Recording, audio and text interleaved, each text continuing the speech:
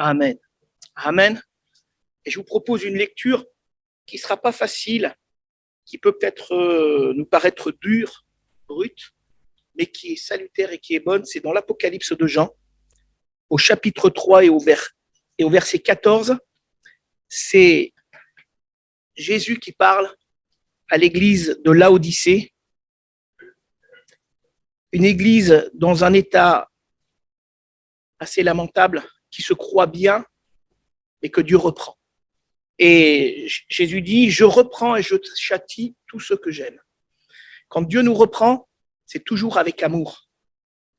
C'est toujours avec vérité. Et ça peut faire mal, comme le médecin qui incise pour pouvoir nettoyer la plaie. Ça fait mal, c'est douloureux, mais c'est salutaire. Et Jésus nous parle avec vérité. Non pas avec mièvrerie. Le monde essaye d'enrober les choses, mais souvent on se rend compte que quand il arrondit, le monde en réalité c'est pour nous prendre quelque chose. Jésus nous parle avec vérité. Et Jésus nous parle avec amour, même si les paroles peuvent paraître dures. Elles sont vraies, remplies d'amour, et c'est pour nous donner quelque chose, pour nous amener plus loin avec lui. Amen. On va lire ce texte. Et j'espère ne pas être trop long, c'est déjà un petit peu tard, mais c'est pas grave. Après, si quelqu'un doit partir, vous partirez, mais nous prendrons le temps d'écouter et de méditer ensemble la parole de Dieu. Je pense que c'est important. Et peut-être même de relire les textes de la parole chez nous, parce que Dieu peut chez nous aussi, nous donner des pensées de la parole et nous amener plus loin dans notre communion avec lui, parce que c'est ça qui est important. Voilà ce qui est écrit. Il écrit à l'ange de l'église de Laodicée. Voici ce que dit l'Amen, le témoin fidèle et véritable. Le principe ou le commencement de la création de Dieu. Je connais tes œuvres. Je sais que tu n'es ni froid ni bouillant. Puisses-tu être froid ou bouillant? Ainsi, parce que tu es tiède et que tu n'es ni froid ni bouillant, je te vomirai de ma bouche. Parce que tu dis, je suis riche, je me suis enrichi et je n'ai besoin de rien. Et parce que tu ne sais pas que tu es malheureux, misérable, pauvre, aveugle et nu. Je te conseille d'acheter de moi de l'or éprouvé par le feu, afin que tu deviennes riche, et des vêtements blancs, afin que tu sois vêtu et que la honte de ta nudité ne paraisse pas, et un collier pour tes yeux, pour oindre tes yeux, afin que tu vois. Moi, je reprends et je châtie tous ceux que j'aime, et donc du zèle et repens-toi. Voici, je me tiens à la porte et je frappe. Si quelqu'un entend ma voix et ouvre la porte, j'entrerai chez lui, je souperai avec lui et lui avec moi. Celui qui vaincra, je le ferai s'asseoir avec moi sur mon trône, comme moi j'ai vaincu et je me suis assis avec mon Père sur son trône. Que celui qui a des oreilles entende ce que l'Esprit dit aux églises. Amen. Ce message, il n'est pas réservé à une église, mais aux églises au pluriel, c'est-à-dire à l'église universelle et à l'église individuellement pour nous aujourd'hui à Saint-Fond. Amen. Une petite parenthèse historique. La ville de Laodicée de son temps était réputée, du temps des apôtres, du temps de Jésus, elle était réputée pour trois choses. Trois domaines d'excellence. La ville, non pas l'église. La ville, mais vous allez voir qu'il y a c'est pas pour rien que Jésus dit il y avait trois domaines d'excellence. Elle était connue et reconnue pour les banques et son système bancaire. Il existait déjà à l'époque des banques et des systèmes bancaires. La ville de Laodicée, elle était connue pour son industrie textile, c'est-à-dire ce qu'elle produisait de vêtements. Et je vous rappelle, tu es pauvre, aveugle et nu. Et troisième domaine d'excellence, la médecine. Elle avait un système de médecine performant. C'est important de le garder dans un coin de la mémoire dans ces trois domaines. Et Jésus en parle après et revient sur ces trois domaines. Parce que ces trois domaines avaient influencé l'Église et non pas dans le bon sens. Donc, pour revenir au début de ce texte, Comme je disais, ce texte nous parle, je n'aurais pas la prétention de dire qu'on est comme la Odyssée, on est tiède, mais Dieu nous parle dans trois directions.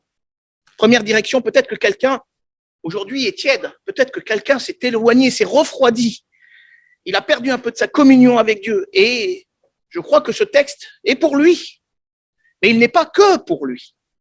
Il est pour cette personne, pour ce frère, cette sœur qui s'est un peu éloigné, qui s'est refroidi, et Jésus, avec vérité mais avec amour, le rappelle. Il lui dit, viens à moi. Deuxième direction, c'est que Dieu nous parle aussi à ceux qui ne se sont pas refroidis, mais il veut nous éclairer. Il veut nous enseigner afin que nous ne tombions pas, que nous ne nous refroidissions pas. C'est du préventif, c'est pour aujourd'hui. Il veut préparer son Église, et c'est la troisième dimension. Il veut la préparer pour demain, pour son retour, afin que si quelqu'un est bouillant aujourd'hui, qu'il reste bouillant tout le long. C'est pour ceux qui se sont refroidis, pour ceux qui ne sont pas encore refroidis, et pour ceux que le Seigneur ne veut pas qu'ils se refroidissent. Donc ça nous concerne tous. Et de toute manière, mes frères et sœurs, toute la parole de Dieu nous concerne. Personne n'est mis de côté. Le message de l'Évangile, c'est pour l'humanité, mais c'est pour l'Église aussi. Il n'y a pas de verset qui soit inutile. Il n'y a pas de mot qui soit choisi au hasard de la part de Dieu, de la part du Saint-Esprit pour nous parler. Chaque mot a son importance. Chaque phrase a son importance. Et chaque message, il est pour nous tous, mes frères et sœurs. Et si nous ne sommes pas convaincus de cela, alors nous faisons fausse route. Il y a quelques années, j'entendais quelqu'un que je connais intimement qui me disait « Oh, mais de toute manière, la Bible, elle a été écrite par des vieux qui n'y comprennent rien. Elle n'est plus d'actualité. » Et cette personne, je lui ai dit « Mais tu te trompes. La parole de Dieu, c'est la parole de Dieu. Elle a été inspirée, écrite, les 10 commandements, les 10 paroles, parce qu'en réalité, nous on traduit par 10 commandements, ce sont les 10 paroles de Dieu, écrites par le doigt de Dieu. Et tout le reste de la parole de Dieu, elle a été inspirée de Dieu, et c'est pas des vieux grigous qui n'y comprenaient rien ou qui ne comprendraient plus rien dans notre génération. Elle nous parle même de notre génération. Et elle est toujours d'actualité. Parce que ce qui gangrène le cœur d'un homme, le cœur d'un croyant, c'est toujours le péché, c'est toujours d'être éloigné de Dieu. Et que la volonté de Dieu, c'est que les hommes se rapprochent de lui. Et maintenant, je vais venir sur le texte à proprement parler. Laodicée. Vous savez ce que veut dire Laodicée? Ça veut dire, je l'ai noté, le peuple qui dirige. C'est-à-dire le peuple qui guide vers Dieu. Et l'église de Laodicée avait une vocation, celle de guider ses contemporains à Christ.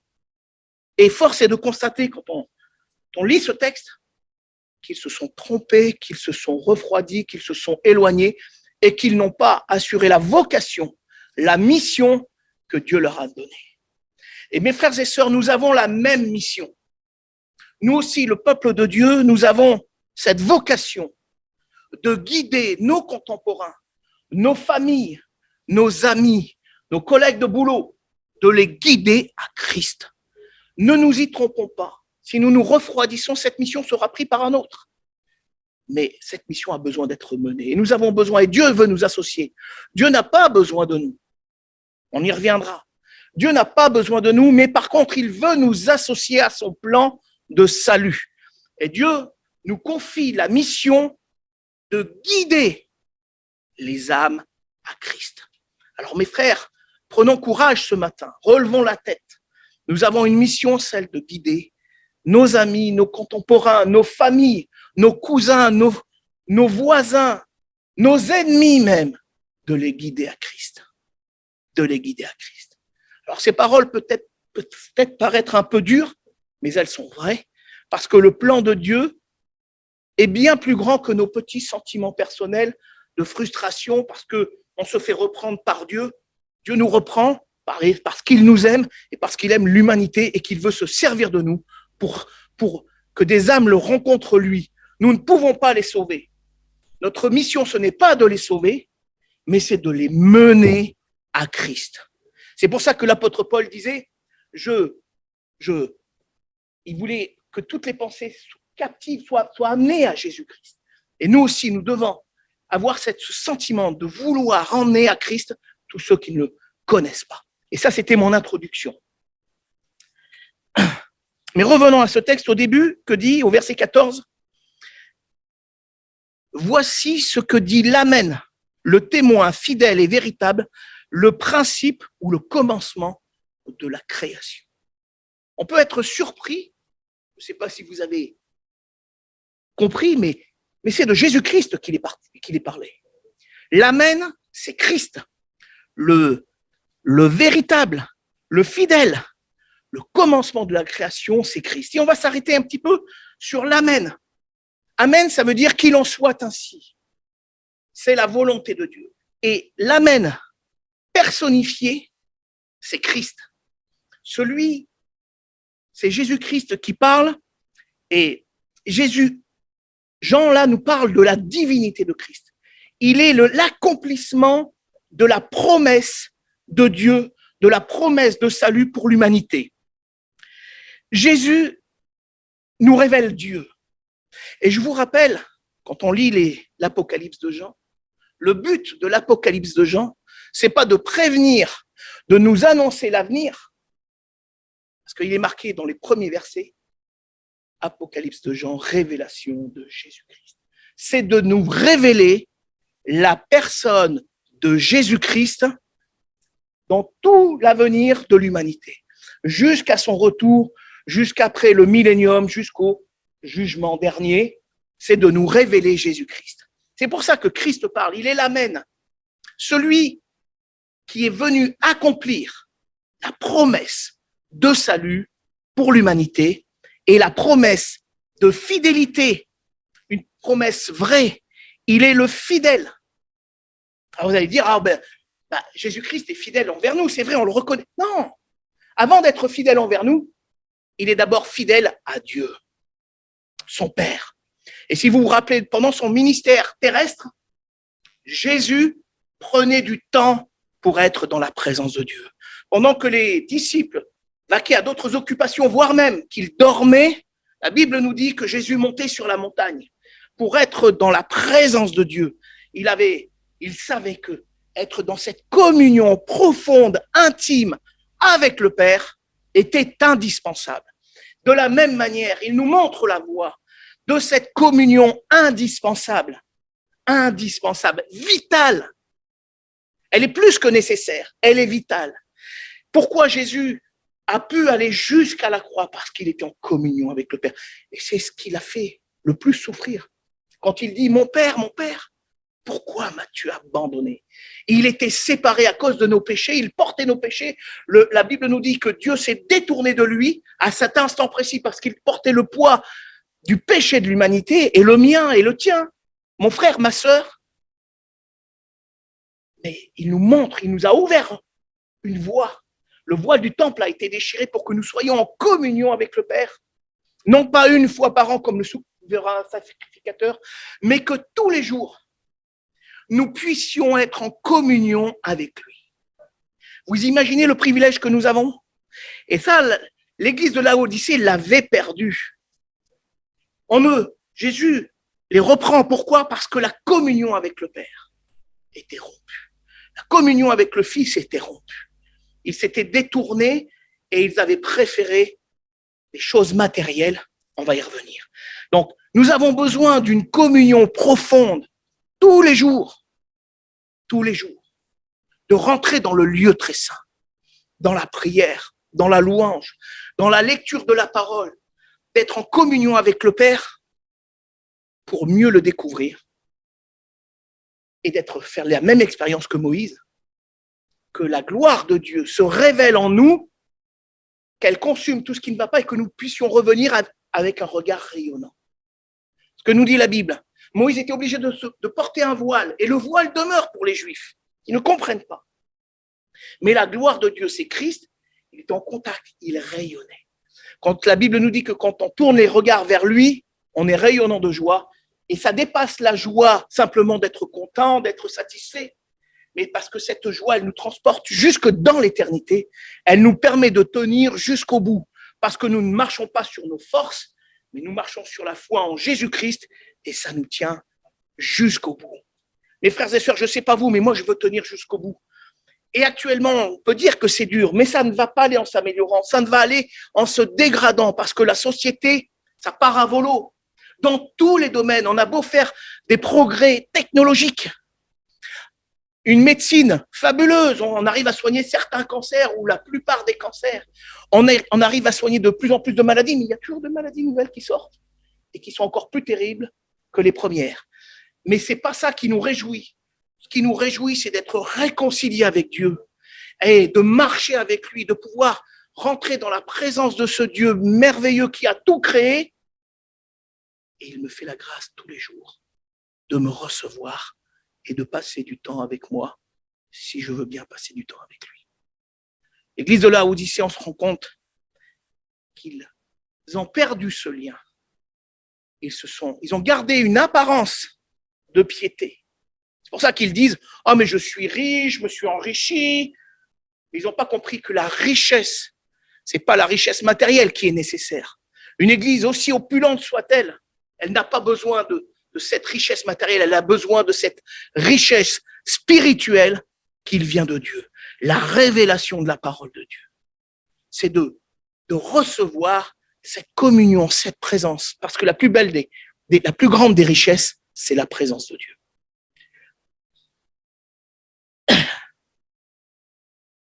Donc notre vie doit reposer sur Christ et sur sa présence. Il est l'alpha et l'oméga, il est le commencement et la fin. C'est pour ça que ça termine en disant il est le principe de la création. C'est pas qu'il a été la première des créations, non, non. C'est qu'il est à l'origine de la création. C'est lui qui a tout créé. Quand on lit dans la Genèse, au commencement Dieu, et après on voit, et Dieu dit, c'est Jésus-Christ. La parole faite chair. Le logos, l'apôtre Jean, dans l'évangile de Jean, au tout début, dit au commencement, il commence par les mêmes choses que dans la Genèse. La logos, Jésus-Christ incarné. Tout le premier chapitre nous révèle l'incarnation de Jésus-Christ. Alors oui, Dieu s'est servi d'une femme, de Marie, mais quand on entend des hommes et des femmes dire « Marie, mère de Dieu », quelle hérésie, quelle folie. Dieu n'a pas de père, Dieu n'a pas de mère. Jésus-Christ vient, c'est Dieu qui se fait homme et qui utilise le même moyen, nous avons été enfantés, pour que Jésus soit parfaitement homme, pour qu'il soit la victime parfaite, il est le nouvel Adam, en communion avec Dieu. Et là, nous avons un message de communion avec lui. Et nous avons besoin de le réaliser. Nous avons besoin que notre vie soit appuyée sur le commencement de Dieu, de nous appuyer sur le rocher des siècles, la pierre angulaire, et notre vie, quand elle est appuyée sur Christ, alors mes frères et sœurs, nous sommes inébranlables. Parce que ce ne sont pas nos forces qui nous tiennent, mais nous sommes reposés sur Christ. Et le trône de Dieu est inébranlable. La personne de Christ n'est pas déstabilisé, il n'est pas pris au dépourvu. Ce matin, ça a été un petit peu particulier, ouais, mais Dieu n'était pas pris au dépourvu, il savait. Et Dieu a tout permis, l'intervention du frère, la parole de Dieu, tout converge pour qu'il y ait de l'ordre dans l'Église, pour qu'il y ait la paix, pour qu'il y ait la joie, pour que la manifestation de l'Église, de l'Esprit dans l'Église, puisse se manifester et apporter le ministère qu'il doit apporter dans l'Église. Amen. Au verset 15, voilà ce qui est écrit. C'est bien de revenir de là. Je connais tes œuvres, je sais que tu n'es ni froid ni bouillant. Puisses-tu être froid ou bouillant? Ainsi, parce que tu es tiède et que tu n'es ni froid ni bouillant, je te vomirai de ma bouche. Parce que tu dis, je suis riche, je me suis enrichi, je n'ai besoin de rien. Parce que tu ne sais pas que tu es malheureux, misérable, pauvre, aveugle et nu. C'est Jésus qui parle. Quelle terrible sanction! Tu te crois bien. C'est une église qui faisait des œuvres, qui était active. Peut-être, nous, vu de l'extérieur, on aurait dit, mais c'est une belle église, elle fait plein de choses. Elle fait plein de choses. Mais on se rend compte quand Jésus parle qu'elle a perdu l'essentiel. Elle est, je reprends les termes, parce que je ne veux pas, elle est malheureuse, misérable, pauvre, alors qu'elle se croit riche,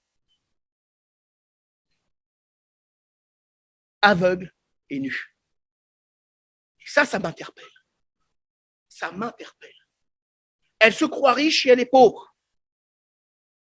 Il y avait un système bancaire connu et reconnu. Et sûrement que l'Église s'est laissée influencer par ce système bancaire. Et donc, elle s'est enrichie de richesses matérielles. Alors, ce n'est pas le cas dans notre Église, mais surtout, ça ne devienne jamais le cas. Nous avons raison de prier pour que les offrandes soient utilisées selon la volonté de Dieu, selon l'Esprit de Dieu, que Dieu nous donne de la sagesse pour utiliser ce que nous mettons en commun pour la gloire de Dieu. Parce que ce que nous donnons, nous le donnons pour Dieu. Et l'Église, elle s'était enrichie sur le plan matériel, mais elle s'était appauvrie sur le plan spirituel. Et c'est terrible, parce qu'on peut avoir l'argent et l'or du monde, mais si on n'a pas la richesse spirituelle, si nous avons perdu la foi, nous avons tout perdu. Si nous avons perdu la communion avec Dieu, nous avons tout perdu. Et regardez, elle est devenue riche et elle est devenue tiède. Il lui dit, je reprends le texte parce que c'est important, tu es malheureuse. Elle se croyait dans l'opulence, le bonheur matériel. Je vous ferai une petite parenthèse. Actuellement, dans notre société, le bonheur matériel prend toute sa place. Si on n'a pas la dernière voiture, le dernier cri, le dernier costume, les dernières chaussures, les dernières baskets, souvent les adolescents, ça se voit. Ils veulent, pour être avec, je me rappelle à l'époque, mes enfants, il y avait, dans l'école où ils étaient, il y avait le clan des Nike, il y avait le clan des Adidas, le clan des... Et ça coûtait excessivement cher. Et nous, on s'inquiétait avec mon épouse parce qu'on se disait, mais eux, ils sont en marge. On leur achetait une paire de baskets, on n'essayait pas de... Ils n'ont jamais rien réclamé de... Ils savaient qu'on avait des moyens limités. Ils n'ont jamais réclamé. Et on avait peur qu'ils soient mis de côté, qu'on les mette un peu sur le banc de l'école, Et grâce soit rendue à Dieu. On avait la parole de Dieu. C'était bien plus important. C'était bien plus important. Parce que quand nous avons là une richesse, quand on voit les promesses de Dieu, je suis avec vous tous les jours jusqu'à la fin du monde. Venez vous décharger de tous vos fardeaux. Quand on lit ces paroles, ça vaut plus que l'or. Quand on sait que nos noms sont inscrits dans le livre de vie. Mon frère, ma sœur, si quelqu'un est devenu tiède, parce que tu as pensé que dans la réussite de ton boulot, on l'a pas du gain, parce que pris dans cet élan de société qui nous pousse à ça, où il faut toujours la dernière télé, le dernier truc, le dernier machin, toujours plus, toujours plus, toujours plus. Pourquoi vanité des vanités et poursuite du vent? On n'a rien, on est pauvre, aveugle et nu. Mes frères et sœurs, nous avons besoin de nous vêtir. C'est ça que Jésus, et le textile aussi, cette ville était réputée pour son industrie textile, de beaux vêtements, de vêtements de qualité, nus. Parce que la nudité devant Dieu, ça nous parle du péché. Et devant Dieu, qu'est-ce qu'on pèse? Rien. Si le péché, c'est notre vêtement, alors c'est un vêtement souillé dont il nous faut nous débarrasser. Et nous avons besoin de venir à Jésus. C'est ce qu'il dit tout de suite après. Qu'est-ce qu'il dit? Je te conseille d'acheter de moi. D'acheter de moi. Quelqu'un va me dire, mais il y a une contradiction. Dans la Bible, il est dit que c'est gratuit. Et bien sûr, c'est gratuit pour nous. Ça n'a pas été gratuit pour Dieu.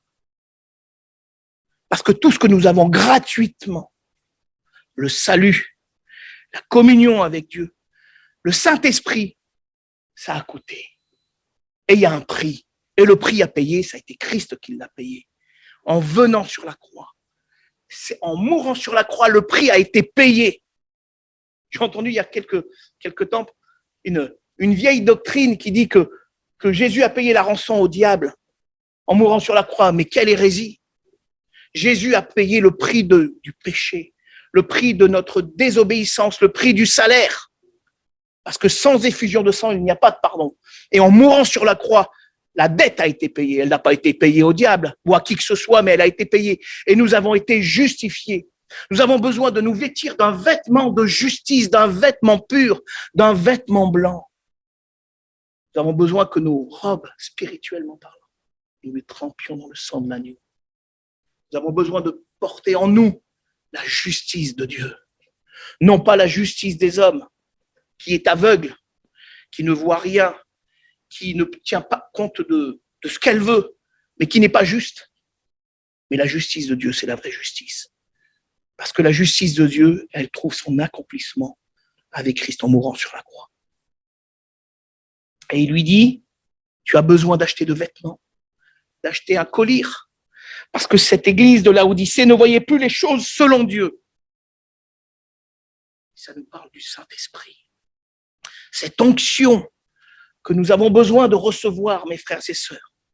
Certains l'ont, et nous avons besoin de le rechercher, l'action de l'Esprit dans nos vies. Nous avons besoin de porter le fruit de l'Esprit, mais nous avons besoin d'être remplis du Saint-Esprit, mais jusqu'à la plénitude. La volonté de Dieu, ce n'est pas que nous recevions un petit peu le Saint-Esprit, mais la volonté de Dieu, c'est que nous soyons débordants de l'Esprit de Dieu. Parce que quand nous allons recevoir l'Esprit de Dieu, et qu'il va y avoir le débordement et même le parler en langue, qui est un des signes, nous allons changer de comportement. Nous allons devenir équilibrés. Nous allons devenir plus sages. Nous laisserons la place les uns aux autres. Le frère nous l'a dit, mais c'est vrai que c'est pas normal de faire la police du haut de l'estrade. C'est normal que nous soyons remplis de l'esprit et que nous voyions nos frères et nos sœurs comme étant supérieurs à nous, que nous restions dans l'humilité, dans la simplicité, dans l'amour, dans le fruit de l'esprit. Le fruit, c'est comme le fruit de l'esprit, c'est comme un grand fruit où il y a plusieurs quartiers et nous avons besoin de le recevoir et de le pratiquer. Alors quelqu'un va me dire, oui, mais qui dit pratique dit forcément à la force du poignet. Non, mon frère, t'as pas compris. Rempli de l'esprit, c'est lui qui le fait. Mais moi, je dois lui demander et je dois le saisir par la foi. Si je ne demande rien, je n'aurai rien. Que dit le Seigneur? Il dit,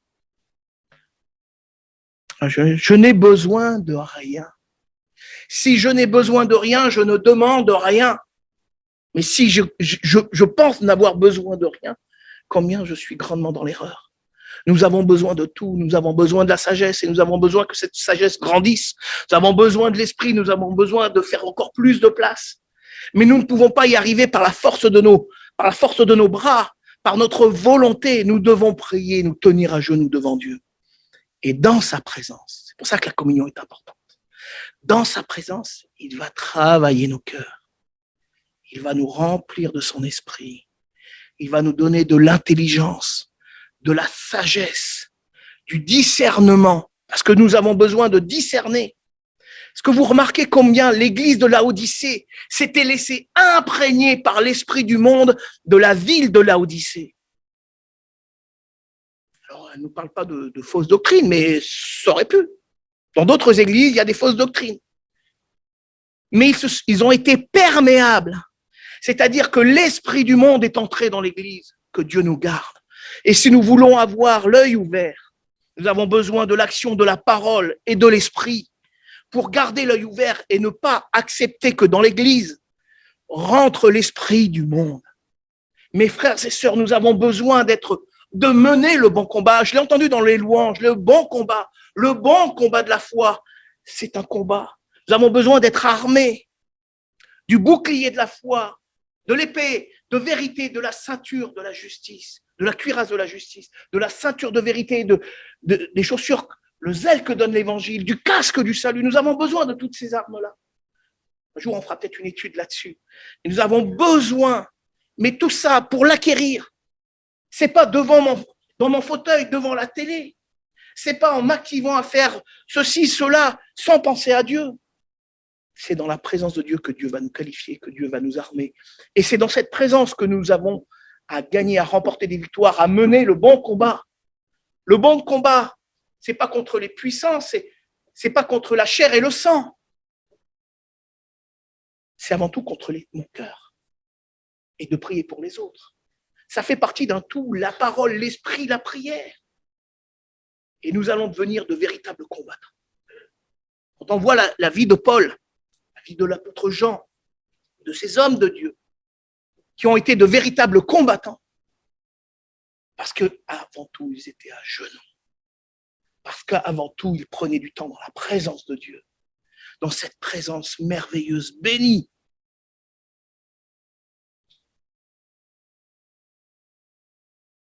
Regardez la différence. Aveugle, misérable, pauvre, nu. Elle a tout perdu.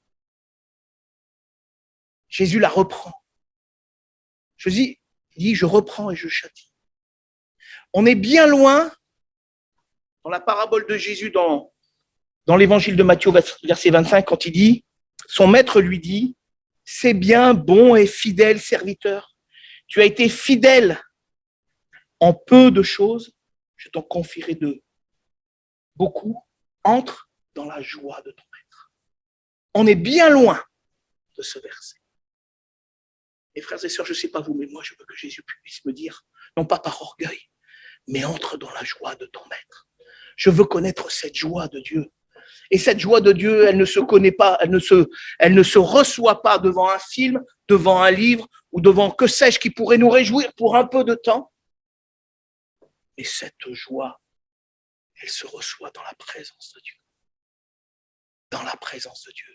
Regardez les psalmistes, regardez les hommes de Dieu, combien ils sont heureux, joyeux, quand ils sont dans la présence de Dieu. Un jour dans tes parvis vaut mieux que 1000 ailleurs. Combien des fois nous avons oublié combien la présence de Dieu est bonne. Il faut être étonné d'être si peu nombreux à la réunion de prière, alors que la présence de Dieu est là. Combien être étonné du nombre de gens qui lisent la parole de Dieu alors que c'est la présence de Dieu. Nous avons besoin de retrouver les anciens sentiers de la présence de Dieu. Nous voulons être efficaces. Nous voulons réjouir le cœur de Dieu. Alors, mes frères et sœurs, retrouvons la lecture de la parole de Dieu, la méditation de la parole de Dieu. Quand j'étais jeune croyant, j'avais peur de méditer la parole de Dieu parce que je me disais, Philippe, c'est réservé à une élite, comme quoi on est des bêtes parfois. Non, il y a le ministère de la parole, et ça, c'est réservé aux hommes que Dieu a choisis, c'est vrai. Mais nous avons tous besoin de méditer, de creuser, de chercher, de trouver les merveilles de Dieu dans sa parole. Et donc, de prendre du temps dans la lecture, mais aussi dans la méditation. C'est un exercice qui n'est pas facile, mais si on le fait de tout notre cœur, par l'Esprit, Dieu va nous révéler les choses. Comme il l'a révélé à Abraham, comme il a révélé à tous ces hommes de Dieu, comme il l'a révélé à Jean à Patmos. Alors, on n'aura pas la même révélation, mais Dieu nous révélera les choses. C'est-à-dire que ce que Dieu va nous révéler, ça nous concernera, nous. Ça n'aura pas une dimension au-delà. Et quoique, on ne sait jamais. On ne sait jamais. Dieu se sert d'une personne, d'un autre. Dieu s'est même servi d'un âne. Pour reprendre, je ne sais plus comment il s'appelait, le prophète qui croyait avoir l'œil ouvert. Je ne sais plus son nom. Balaam, exact. Merci, Evelyne. Balaam. Il se disait, j'ai l'œil ouvert. Pour moi, il avait un œil qui était malade. Il était malade pour faire ce qu'il a fait après. Et Dieu le sanctionne. Mes frères et sœurs, nous avons besoin de retrouver les anciens sentiers. Je vais vous parler un peu c'est surprenant, je ne sais pas, ça vous étonne pas que Dieu dise, que Jésus dise, plutôt que tu sois froid ou bouillant. Et il dit, les tièdes, je les vomirai de ma bouche. C'est fort. Enfin, je ne sais pas ce que vous en pensez. Être vomi. On n'a pas été digéré. Vomi. Et que le Seigneur dise, préfère que tu sois froid plutôt que tu sois tiède. Je préfère que tu sois bouillant plutôt que tu sois tiède. Je me suis arrêté 2 minutes pour réfléchir. Froid, pourquoi? Parce que quand on est froid, quand on se rapproche de la chaleur, on sent la chaleur. Et si on est froid, l'Esprit de Dieu pour nous, quand on est froid et mort, l'Esprit de Dieu peut nous recommuniquer la vie, peut nous communiquer la vie. D'accord? Et là, on peut devenir bouillant. Bouillant, c'est être zélé, être actif, c'est vivant spirituellement, c'est déterminé, impliqué, concerné. Et sur le plan physique, ça se traduit par quoi? Actif dans l'Église de Christ. Non pas avoir une activité, parce que si c'est avoir une activité pour avoir une activité, c'est qu'on est mort. Mais d'être actif dans l'œuvre de Dieu, d'être vivant dans l'œuvre de Dieu, ça se traduit aussi par des œuvres. Les œuvres de la foi, qui sont visibles. Dans l'évangélisation, alors bien sûr, ça ne flatte pas l'homme, ça ne flatte pas l'ego, quand on fait le ménage dans l'église. Et bien sûr, ce sont des activités qui sont saines, qui sont au service du collectif, de l'église, de la vie de l'église. Et Jésus parle, être bouillant, ça c'est être bouillant, être froid, on l'a vu, et être tiède. Alors j'ai pris une définition parce que j'aime bien savoir le poids des mots, et vous allez voir, c'est intéressant. Tiédeur, dans l'encyclopédie, c'est un dictionnaire encyclopédique. Tiédeur, manque de ferveur, manque d'ardeur, manque de zèle,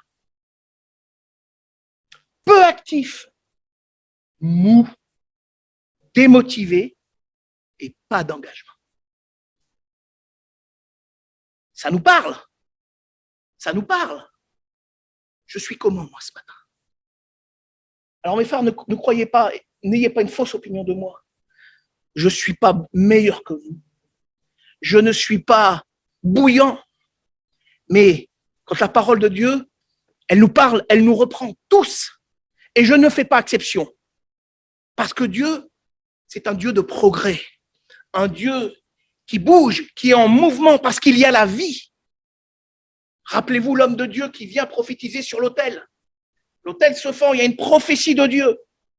Et cet homme de Dieu, on le voit après assis. Nous avons besoin de ne pas être assis. Nous avons besoin d'être pas debout, mais d'être en mouvement, c'est-à-dire vivant. On peut être assis, on peut être debout et figé. C'est la femme de Lot qui a été figée et qui est devenue une statue de sel. Ne soyons pas des statues de sel. Ne soyons pas assis. Ne soyons pas diètes, mais soyons bouillants pour Christ. Nous pouvons tous faire des progrès. Ça ne dépend pas que de nous. Ça dépend, il y a une partie qui dépend de nous. C'est de dire, Seigneur, moi, je ne veux plus être assis. Je ne veux plus être tiède. Seigneur, je ne veux plus. Je veux maintenant être bouillant, debout, en mouvement pour toi. Je veux me mettre à ton service. Parce que quand nous faisons de l'évangélisation, quand nous témoignons autour de nous, nous sommes au service de Dieu. Il n'y a pas de grand, de petit service. Il y a, quand je me mets au service de Dieu, je suis à son service. Tout ce que ta main trouve à faire, fais-le. Seigneur nous invite à être actifs. Non pas comme Laodicée qui se croyait si bien que ça, mais qui est pauvre, aveugle et nu. Mais nous avons revêtu la justice de Christ. Nous avons revêtu, nous avons pris le collier pour voir les choses selon Dieu, afin que de nous engager pleinement. Et alors là, nous ne serons pas vomis. Nous ne serons pas vomis. Nous ne serons pas indigestes. Je crois que les compromissions, la tiédeur, tout ça, c'est quelque chose qui révulse le cœur de Dieu. Parce que pendant ce temps, il y a des âmes qui meurent loin de Dieu. Alors mes frères, soyons renouvelés par l'Esprit de Dieu pour nous engager pleinement dans l'œuvre ou dans les œuvres que Dieu a mis devant nous. Que c'est triste. Enfin, avant de venir à ce que c'est triste, je te conseille, je te montre la voie d'acheter de moi, d'être vêtu, ce collier, on l'a vu. Et maintenant, qu'est-ce que c'est triste que de voir Jésus à la porte. Mais parce que Jésus ne peut pas rentrer dans l'église, ne peut pas rentrer dans un cœur, quand il y a de la compromission.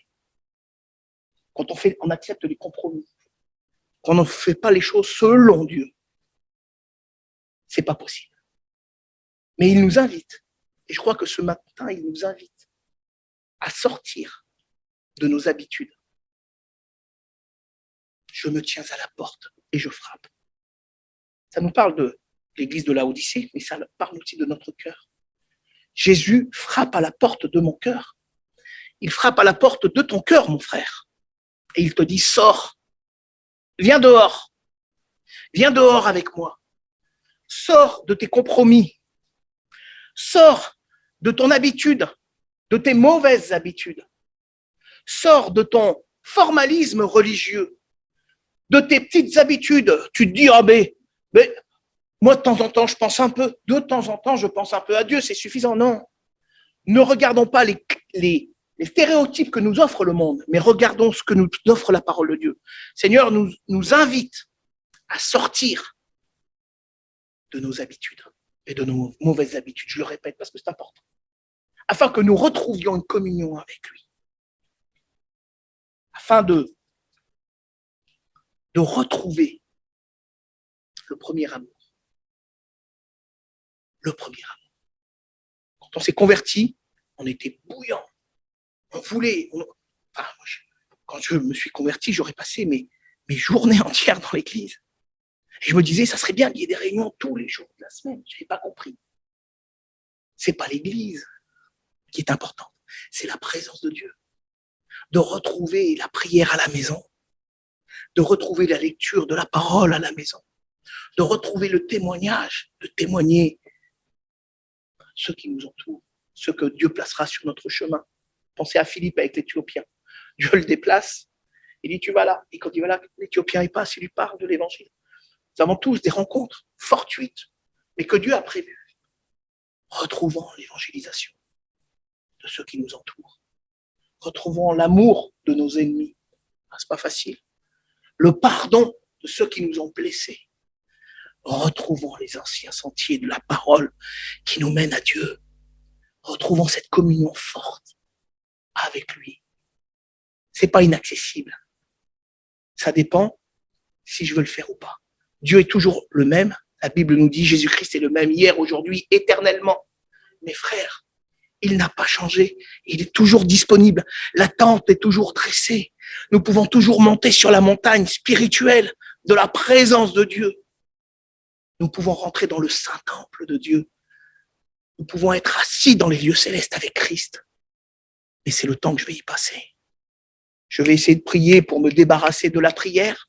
Je vais vite lire 3 versets pour me débarrasser de la lecture. Je vais prendre le temps. Alors quelqu'un me dira, mais Philippe, t'es bien gentil, toi. Mais moi, je bosse tous les jours. Je bosse 6 jours par semaine. Oui, mon frère. Oui, ma soeur. Oui, c'est une réalité. Trouve du temps.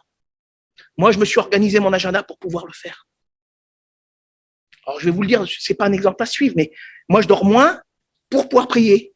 Je me lève le matin plus tôt, alors je prends sur mon sommeil, c'est vrai. Alors, le soir, c'est vrai que je ne tiens pas très longtemps. Patricia, elle peut le dire. Moi, à 9h, je dis, je vais me coucher parce que demain matin, je sais que je veux me lever tôt pour prier, pour relire la parole de Dieu, parce que c'est le plus important. C'est le plus important, c'est de passer du temps avec Dieu. Alors, je ne suis pas meilleur que vous, mes frères, n'ayez pas une trop haute opinion de moi, ça ne serait pas bon. Mais recherchons la communion avec Dieu, une communion profonde, intime, sincère. Retrouvons ce chemin. Et pourquoi ? Parce que l'Église en sera bénie. Nos amis, nos voisins seront bénis. Et vous avez vu quoi ? Je souperai avec lui et lui avec moi. Le moment du repas, c'est un moment intime. C'est un moment où on prend le temps.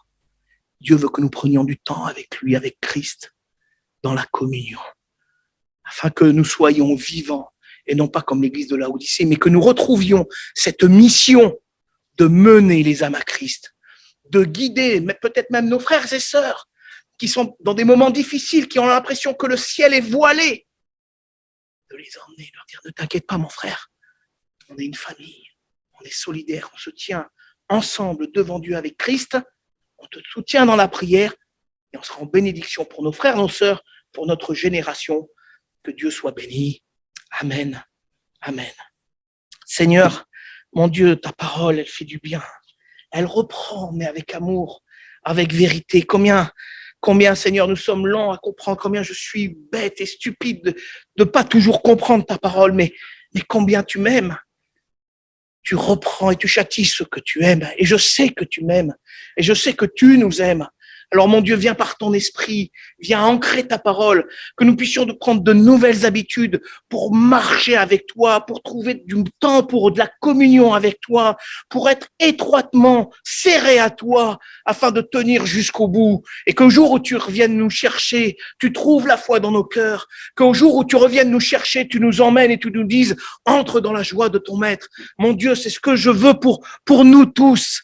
Pour nous tous, merci de nous parler encore chaque jour par ta parole, de nous remplir de ton esprit, de faire de nous de véritables combattants, de vaillants héros, comme dit la parole.